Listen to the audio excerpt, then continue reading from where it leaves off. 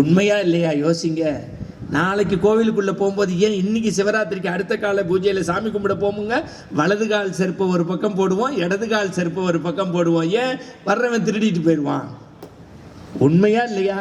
இந்த அனுபவிச்சு கை தட்டுறார் ஒருத்தர். இது தெரிஞ்சுதான் நான் முந்தானத்து விட்டேன் 330 ரூபா செருப்புங்கிறேன். ஆனா சும்மா நடிக்கிறோம், உள்ள போய் பற்ற துறக்கிறோம், பற்றே இல்லாம வாழ்றோம். மண்ணாங்கட்டி 350 ரூபா செருப்பு மேல உள்ள பற்ற நம்மளால துறக்க முடியல. ஆனா இந்த மண்ணில் யாரு? ஆதிசங்கரரும் காஞ்சி மகா பெரியவரும் அருணகிரிநாதரும் பாம்பன் சுவாமிகளும் வள்ளல் பெருமானும் வாரியாரும் துகாராமும் வாழ்ந்த மண் இல்லையாதே. இன்னும் 1000 வருஷம் ஆனாலும் இந்து மதத்தை எவனாலும் அழிக்க இல்லை, தொட்டு கூட பார்க்க முடியாது, தொட்டு கூட பார்க்க முடியாது. முட்டா பசங்களுக்கு தெரியல இது.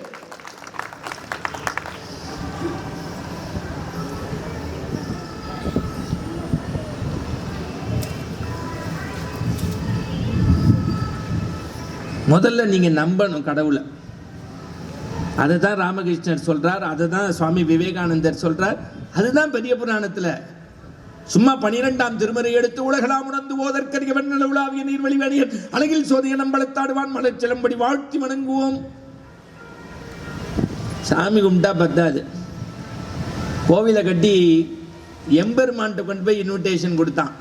எம்பெருமான் வாங்கிட்டு மகிழ்ச்சி வரேன்ட்டாரு. இன்னொருத்தர் இவரை மாதிரி ஒருத்தர் நேராக போய் கடவுள்கிட்ட இன்விடேஷன் கொடுத்தாரு, அதையும் வாங்கி மகிழ்ச்சி வரேன்ட்டாரு. போனதுக்கு அப்புறம் தான் தெரியுது இந்த அம்மையப்பன் 2 இன்விடேஷனையும் படித்தா திங்கக்கிழமை காலைல 9 மணி, இதுவும் திங்கக்கிழமை காலைல 9 மணி. 2 இடத்துலையும் கடவுள் அங்கிங்கனாதபடி எங்கும் இருப்பவன் தான். ஆனால் ஏதாவது ஒரு இடத்துக்கு போய் தான் தண்ணி எடுத்து கும்பத்தில் ஊற்றணும். இன்னைக்கு கும்பாபிஷேகம்னா என்னென்ன பல பேருக்கு தெரியல. வழிபாடு 3: அருவ வழிபாடு, உருவ வழிபாடு, உருவ வழிபாடு. இன்னைக்கு நம்ம செய்கிறது 3வது நிலை உருவ வழிபாடு. கோவிலில் நித்தியப்படி பூஜை செய்தால் அதற்கு நித்திய பூஜை. அதுல உள்ள குறைய சரி பண்றது பிரம்மோற்சவம். பிரம்மோற்சவத்து குறைய சரி பண்றது பெருஞ்சாந்தி பெருவிழா. ஒரு கும்பாபிஷேகத்தை பார்த்தா 12 வருடம் ஆயுள் நீடிக்கும். ஐயா சிவராத்திரிக்கு பேச கூப்பிட்டு எல்லாம் வருது. இன்னைக்கு நானும் பார்த்துட்டேன். அது 12 பவுன் செயின்னா நல்லா வருது பேச்சு. மறந்துடக்கூடாது. 2 இன்விடேஷனையும் படித்த சிவபெருமான் கும்பாபிஷேகத்துக்கு வரேன்னு ஒத்துக்கிட்டாரு. பார்த்தா 2 ஒரே நாள், ஒரே தேதி, ஒரே நேரம். என்ன பண்றதுன்னு தெரியல. ஒருத்தன் யாரான்னா ராஜா, இன்னொருத்தன் சாதாரண மனுஷன். ராஜாவுடைய கனவுல போய் சொன்னார், அப்பா அப்பா ஒருத்தன் என்னையே நினைச்சு உருகி ஒரு கோவில் கட்டிட்டான்ப்பா, அவருடைய கும்பாபிஷேகத்துக்கு நான் போறேன், நீ இன்னொரு நாள் வச்சுக்கோப்பான்னாரு. இந்த ராஜா கண் விழிச்சு பார்த்து கடுப்பாயிட்டான். ஏன்? சாமி நேர்ல பேசினதுக்காக இல்ல, நான் நாட்டை ஆளக்கூடிய ராஜா, விண்ணை முட்டக்கூடிய கற்கோயில் கட்டியிருக்கிறேன், என் கோவிலை விட ஒருத்தன் பிரமாதமா கட்டியிருக்கானா. என்ன கோவில்ரா? எந்திரிடான்னு யானைப்பட குதிரைப்பட எல்லா படையும் கிளப்பிட்டான்.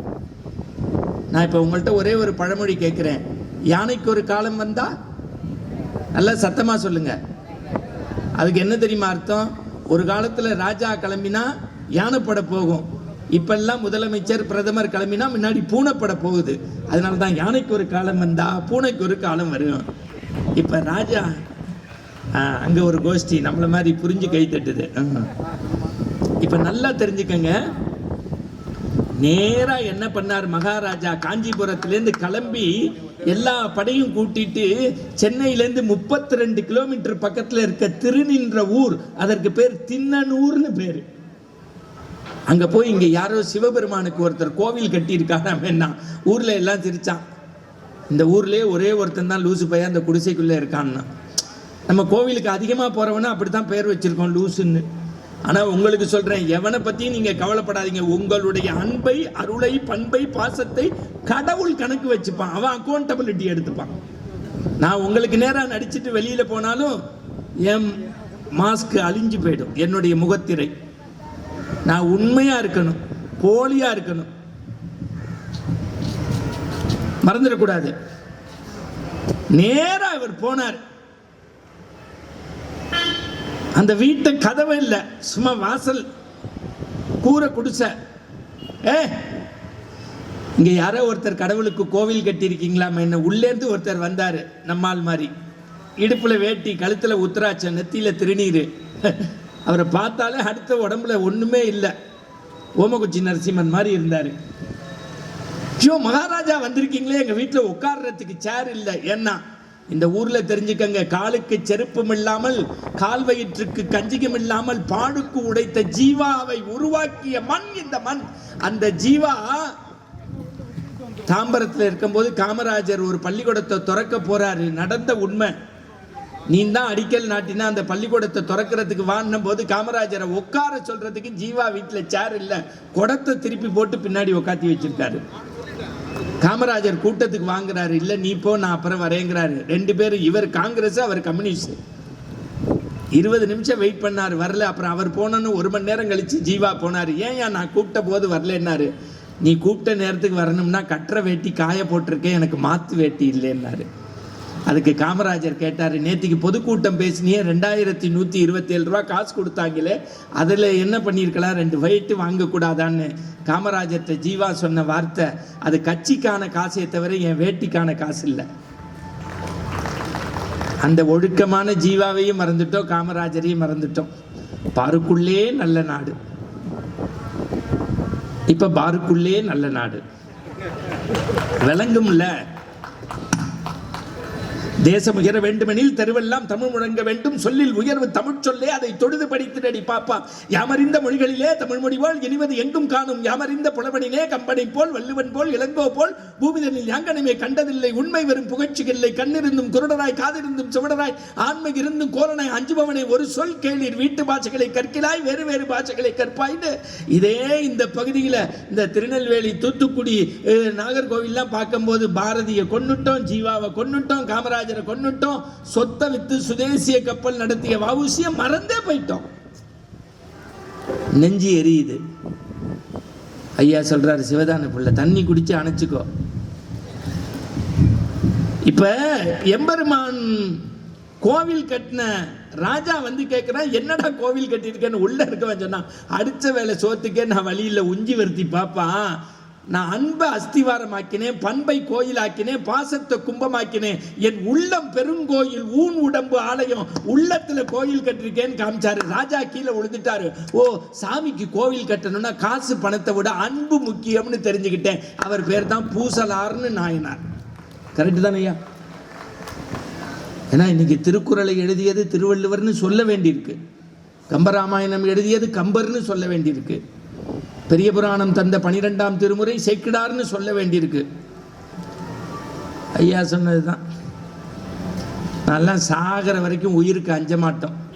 எனக்கு பிடிச்ச ஒரே சாமி, நினைத்தாலே முக்தி தரக்கூடிய அண்ணாமலை சாமி.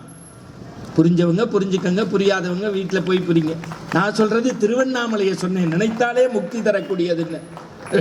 ஆனால் இந்த இடத்துலேருந்து நான் சவால் விடுறேன், இன்னும் 100 வருஷத்துக்கு இந்த நாட்டில் இந்து தர்மம் தான் நிலைத்து நிற்கும். எவனாலையும் தொட்டு கூட பார்க்க முடியாது, அசைச்சு பார்க்க முடியாது. அப்பேற்பட்ட மண் இந்த மண். போதும், உங்கள் சேட்டைக்கெல்லாம் ஒரு அளவு உண்டு. சரி, நீங்கள் பெரிய புராணம் படிக்கிறது முக்கியம் இல்லை, உண்மையான ஃபெய்த்தோடு இருக்கணும். என்னால் ஒரு கமலவதி கதையும், காரைக்கால் அம்மையார் கதையும், கண்ணப்ப நாயனார் கதையும், சிறுத்தொண்டரையும், பூசலாரையும், இளையான்குடி மாற நாயனாரையும், இயற்பகையாரையும், ஒரு மூர்த்தி நாயனாரையும், மெய்ப்பொருள் நாயனாரையும் சொல்லி உங்கள் கண்ணில் தண்ணி வர வைக்க முடியும். ஆனால் நம்முடைய இன்றைக்கு வாழ்க்கையோடு சில விஷயங்களை ஒட்டி பார்க்க ஆசைப்படுறேன். கும்பமேளா போய் குளிக்கலாம், தப்பே கிடையாது, குளிங்க.